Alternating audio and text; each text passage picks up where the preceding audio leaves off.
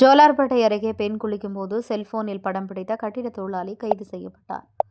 திருப்பத்தூர் மாவட்டம் நாற்றம்பள்ளி அருகே பூபதி கவுண்டர் தெருவை சேர்ந்தவர் சதீஷ்.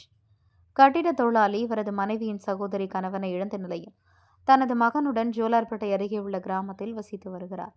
இந்நிலையில் மனைவியின் சகோதரி என்கிற முறையில் சதீஷ் அடிக்கடி அவரது வீட்டுக்கு வந்து செல்வாராம்.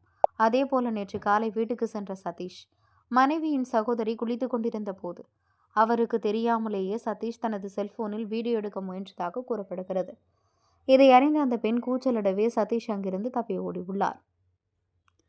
பின்னர் இதுகுறித்து அந்த பெண் கொடுத்த புகாரின் பேரில் ஜோலார்பேட்டை போலீசார் வழக்கு பதிவு செய்து சதீஷை கைது செய்து சிறையில் அடைத்தனர்.